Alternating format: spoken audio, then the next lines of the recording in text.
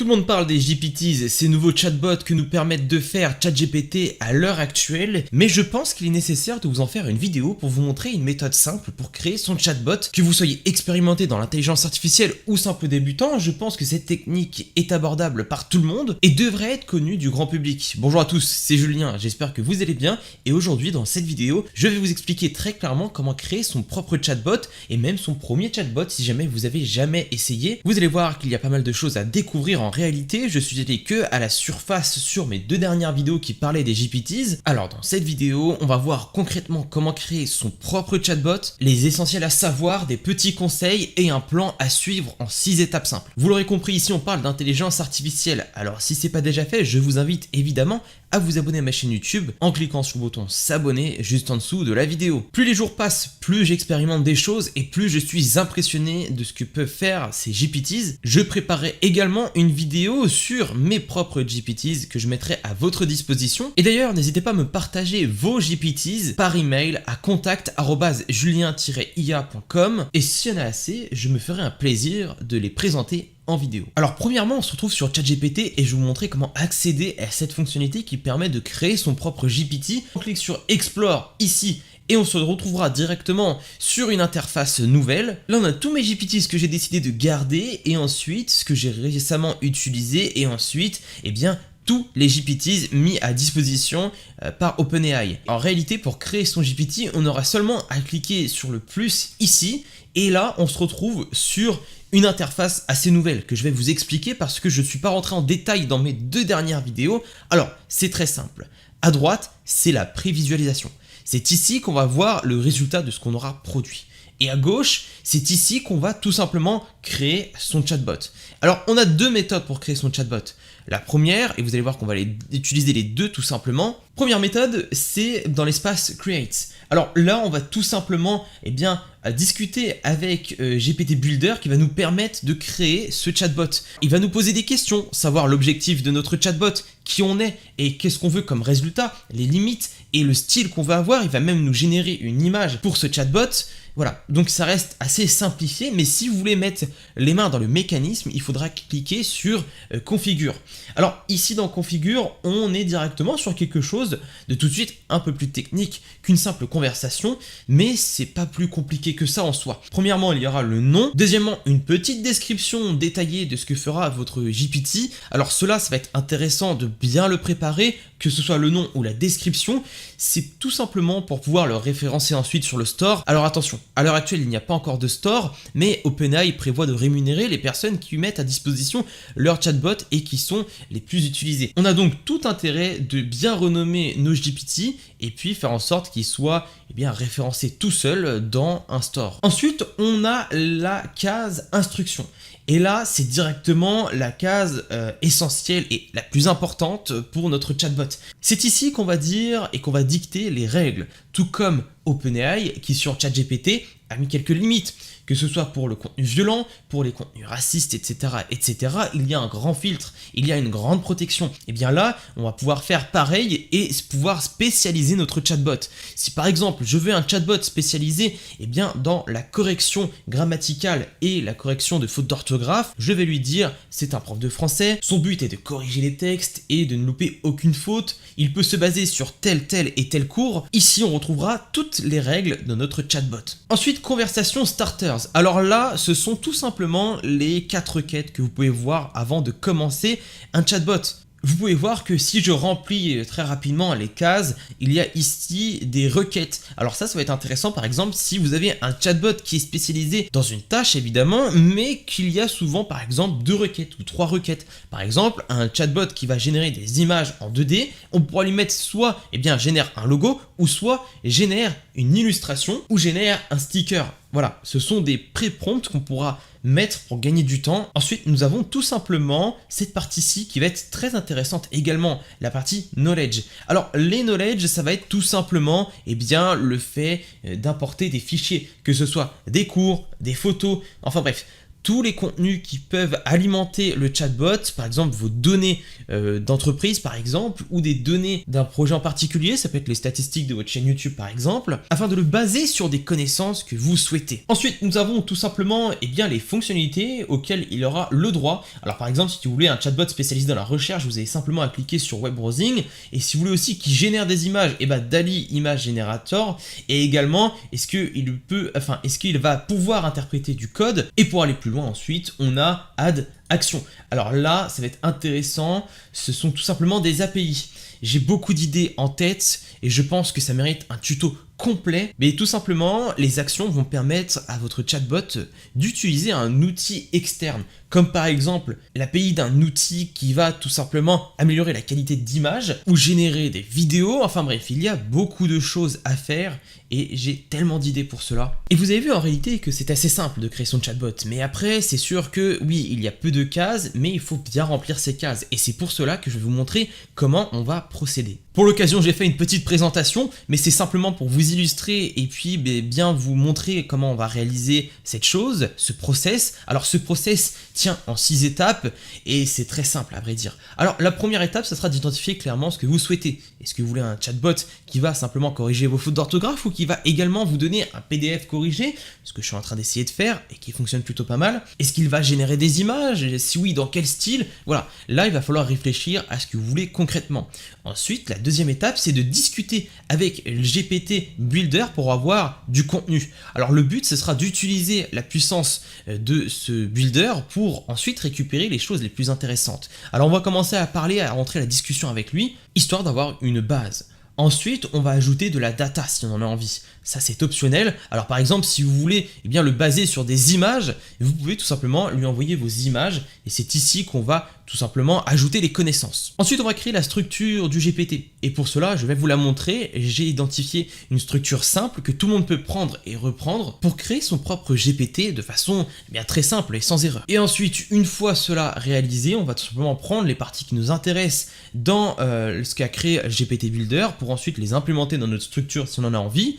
Et ensuite, on va faire des tests. La partie testing, c'est le plus important. Si vous voyez que vous avez mis une consigne, par exemple, génère une image en 1 sur 1, donc une image carrée, et qu'en réalité, cette consigne est passée à l'as, vous allez revérifier pourquoi, essayer de la mettre en avant, et puis au fur et à mesure du temps, vous allez réussir à update votre GPT et à faire en sorte d'avoir un résultat très pertinent. La structure est simple. Voici ce qu'on va utiliser. Alors, il y a 4 catégories et 4 piliers. Rôle et objectif, quelle est la mission principale de votre chatbot. Ensuite, ligne directrice, donc les étapes à suivre pour répondre à une requête. Ensuite, les limites et les contraintes. Parce que chaque chatbot en réalité a des contraintes et ce sont les contraintes selon moi qui vont spécialiser le bot. Par exemple, si on lui dit tu réponds seulement en images, évidemment il va générer que des images et donc il va être spécialisé. On peut aller plus loin en disant tu génères seulement des images en noir et blanc avec un contour blanc, etc. etc. Et ensuite, dernière chose, style et ton. Comment doit-il s'exprimer? Comment doit-il répondre? Le style que vous voulez implémenter dans cette discussion. Ce sont pour moi 4 piliers essentiels. Vous pouvez évidemment en ajouter, en modifier et faire cela à votre convenance. Ce ne sont pas des règles écrites dans le marbre, c'est simplement ce que j'ai identifié de simple, accessible à tout le monde pour créer son propre GPT. Alors pour mon cas, j'ai envie de créer un chatbot qui va me permettre d'avoir des informations sur l'intelligence artificielle, des news, parce que je suis plongé quotidiennement dans l'intelligence artificielle et peut-être que ça m'aiderait. Alors voici mon premier prompt que je vais entrer avec GPT Builder. Je veux créer un chatbot qui s'appelle IA News et qui me donne des news sur l'intelligence artificielle et les recherches sur internet grâce à Web Browsing. Là on lui annonce la couleur, ce qu'on veut. Quelque chose qui va chercher des informations sur internet et nous les recracher de façon simplifiée et triée. Alors, updating GPT, qu'est-ce que ça veut dire?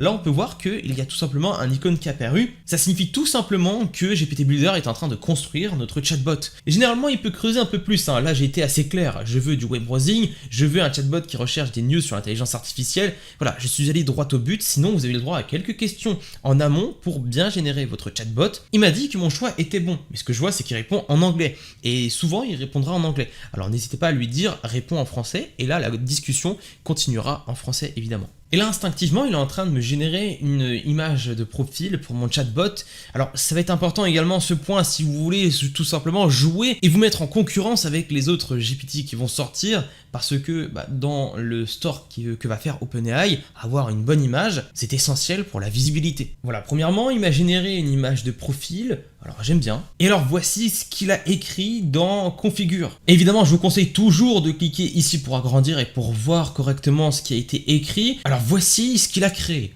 Votre rôle est d'être un chatbot nommé IA News, spécialisé dans la fourniture des dernières nouvelles et d'informations sur l'intelligence artificielle. Vous utiliserez votre capacité de navigation sur le web pour rechercher sur internet. Donc là, il nous donne les grandes lignes. Et là, ce qui est intéressant, c'est cette ligne. Vous éviterez les spéculations et vous vous contenterez des faits provenant de sources fiables. Et bien maintenant qu'on a tout simplement ces informations, qu'est-ce qu'on va faire?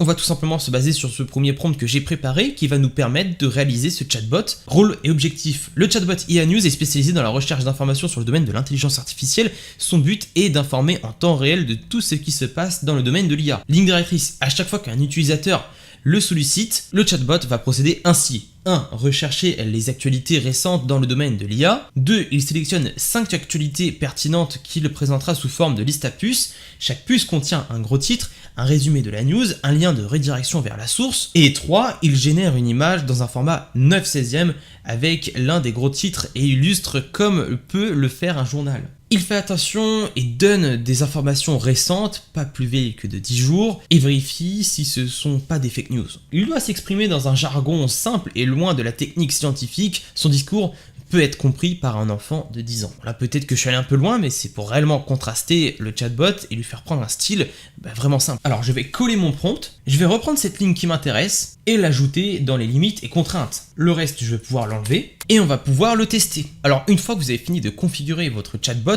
vous allez cliquer sur Save en haut à droite et directement, vous avez la possibilité soit d'avoir ce chatbot seulement pour vous, soit de partager un lien, ou soit de le rendre public, c'est-à-dire qu'une fois qu'il y aura un store, les gens pourront y avoir accès s'ils le trouvent. Et me voici donc sur mon chatbot et on va le tester. J'ai cliqué sur un prompt qui était pré-rentré et là on peut voir qu'il est en train de rechercher avec Bing. On peut voir les requêtes qu'il fait, dernière nouvelle intelligence artificielle. La recherche prend du temps et ça me fait plaisir, c'est un bon indicateur. C'était en train de me dire que tout simplement le chatbot est en train de prendre son temps pour rechercher le maximum d'informations, de les trier et ensuite de me donner le plus pertinent. Voici sa génération. Alors, voilà, il y a eu une petite erreur, mais ce n'est pas grave, j'ai réitéré et ça a fonctionné. Première news, utilisation des images IA en entreprise, résumé, donc là, voilà, il nous présente l'article, il nous présente la source, comme je l'ai voulu. Un gros titre, une description simplifiée et un lien vers la source, le tout est bien compréhensible par tout le monde. Google SGE dans plus de 120 pays, GitHub Copilot Chat avec GPT-4, nouveauté IA sur FigJam, création de chatbots personnalisés sur ChatGPT, et c'est ce qu'on est en train de faire. On va regarder la redirection des articles, voir si ça fonctionne bien. Bon, pour le coup, c'est qu'un seul site. Bon, c'est un peu dommage. Et directement aller puiser ces informations ici, j'aurais voulu un peu plus de diversité et ça on pourra justement ensuite modifier le chatbot qu'on a créé pour lui dire je veux plus de diversité. Et alors au niveau de l'image générée, GitHub Copilot Chat, alors évidemment il y a des erreurs au niveau de la cohérence du texte. Je sais comment éviter cela, je pourrais aller plus loin dans l'explication, mais cependant c'est ce que je voulais. Une page de journal avec bien le gros titre et quelques illustrations. Pour modifier votre chatbot, vous avez simplement à cliquer ici. Alors vous pouvez aussi copier le lien et l'envoyer par exemple à des proches et ensuite vous faites Edit GPT et vous avez la possibilité de retourner configurer. Ici je peux rajouter comme ligne, il ne se base pas sur qu'un seul site pour fournir des informations. Et allez, on est parti pour notre deuxième chatbot. Ce chatbot va consister tout simplement à produire des images grâce à DALL-E 3, le tout à chaque fois dans un même style. Alors on va utiliser des images que j'ai regroupées dans un seul fichier pour entraîner le chatbot à générer ce genre d'image et ce genre de style. Parlant en français, j'ai envie de créer un chatbot qui s'appelle Europe de l'Est qui produit des images de bâtiments ayant un style brutaliste. Alors le style brutaliste, c'est un style de bâtiment. Voilà, c'est ce genre de style. Alors pourquoi je génère ça je ne sais pas, j'ai envie simplement de prendre un exemple avec un style particulier et voir si le chatbot arrive à le suivre tout simplement. Alors c'est simplement pour l'exemple. Il est tout simplement en train de me créer mon chatbot, updating GPT, donc là il est tout simplement en train d'écrire les consignes et on va aller les analyser ensemble. Et il part tout simplement me générer ma photo de profil, il a fini de configurer les grandes lignes de mon chatbot. Et pendant le temps qu'il génère, je vais vous montrer le prompt qu'on va quand même utiliser et que j'ai préparé pour cette vidéo. Rôle et objectif, le chatbot Brutal Style est un artiste des temps modernes, il génère uniquement des images de bâtiments dans un style brutaliste. Ligne directrice, à chaque fois que l'utilisateur sollicite le chatbot Brutal Style, il agit ainsi. 1. Il pose 3 questions pour en savoir plus sur la demande de l'utilisateur. 2. À l'aide des 3 réponses, il génère l'image demandée par l'utilisateur dans un style brutaliste. Et il demande si cela lui convient. Limite et contrainte. Il refuse systématiquement les demandes qui ne concernent pas un bâtiment ou de l'architecture. Il génère uniquement des images dans un format 1:1, donc des images qui sont carrées, possédant un contour blanc autour des photos. Chaque image est en noir et blanc et possède un léger bruit numérique. Le bruit numérique, c'est tout simplement le fait que vous allez voir plein de petits points sur une image. Style et ton. Il est très créatif et s'inspire des architectures de l'Europe de l'Est. Et je vais rajouter, il s'inspire des photos qu'il a en possession parce qu'on va lui donner des photos. Ah bah parfait, on a le genre de choses que je voulais, c'est parfait. Quand on regarde dans la configuration, on peut voir que c'est écrit en français et qu'il y a directement quelques questions qui sont paramétrées par défaut. On va coller mon prompt que j'ai créé, on va regarder celui qui a été créé. Ok, donc on va le prendre parce que c'est vrai que j'aimerais pas discuter en anglais, alors on va prendre cette phrase et on va la placer ici. Et voilà encore quelque chose que j'aime bien. Alors on va le couper et on va le mettre dans les limites. Pour éviter toute confusion, ce GPT ne doit pas produire des images non liées à l'architecture ou proposer des styles architecturaux qui ne correspondent pas au style brutaliste.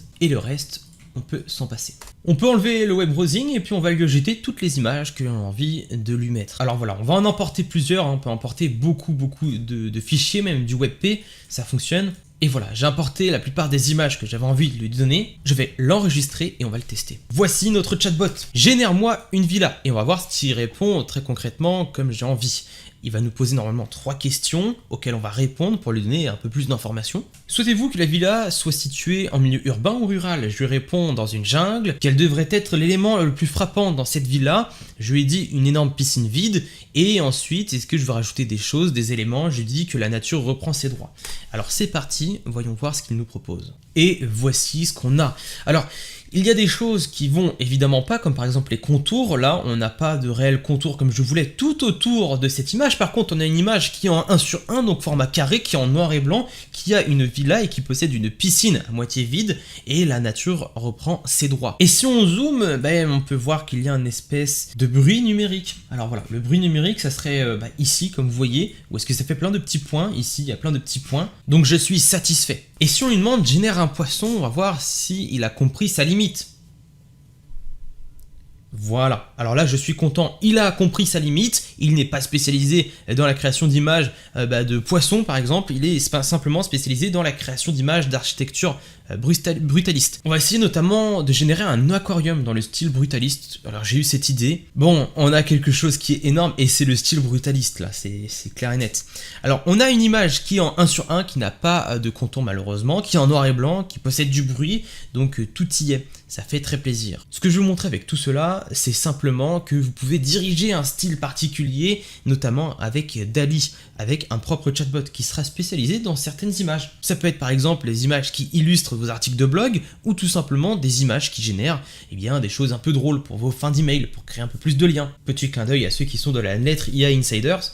Je fais souvent cela. Voilà, en tout cas, j'espère que cette vidéo vous aura aidé, éclairé, ou j'espère que ça aura revu des bases si jamais vous êtes expérimenté, ou du moins, si vous n'êtes pas expérimenté, j'espère que ça vous permettra de créer vos premiers chatbots de façon simple, avec une technique à suivre. Ce genre de conseils, j'ai l'habitude d'en partager quotidiennement dans ma newsletter, la lettre IA Insiders, dans laquelle je partage un email par jour à 18h15 sur le thème de l'intelligence artificielle. Alors, n'hésitez pas à nous rejoindre, c'est complètement gratuit, et ne loupez pas le prochain mail. Et si jamais vous voulez aller plus loin dans le domaine de l'intelligence artificielle, j'ai conçu un e-book reprenant les 50 meilleurs outils d'intelligence artificielle à absolument connaître pour ne pas être largué avec l'arrivée de l'intelligence artificielle. Des outils spécialisés dans le copywriting, dans la génération d'images, dans le montage vidéo, enfin bref, il y a de tout. C'est moi-même qui l'ai fait, alors je peux vous dire que j'ai seulement mis la crème de la crème. C'est complètement gratuit également, ça se trouve en description, il faut seulement cliquer sur le lien et entrer son email. Le tout vous sera automatiquement envoyé par mail. J'espère que vous savez maintenant créer votre chatbot, n'hésitez pas à me partager tout cela par email,